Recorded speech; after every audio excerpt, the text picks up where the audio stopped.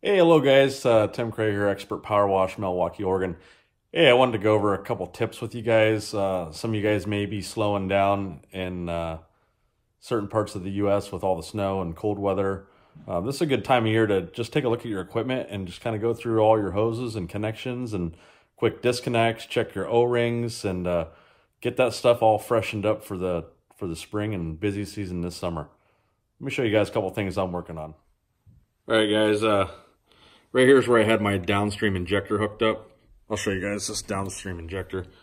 So it's right here. These things are like $13, $14 on Pressure Tech. So at this point, I could put this thing back together, but it's most likely probably going to fail. That's how these things go.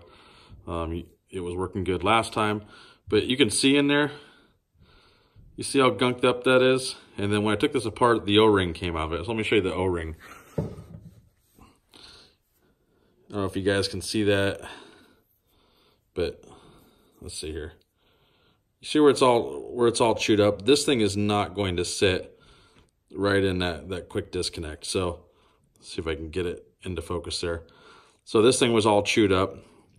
This is all stuff that can go bad and fail a wire on the job, and if you're not being proactive about your equipment, you're going to end up taking this apart and finding this, and it's going to cost you an hour or two on the job. So if you have some time now, go ahead and take this stuff apart. Brass fitting on here. I prefer stainless steel. So I'm going to pull that off there. Probably get it tightened down a little bit more on here. So this came with it.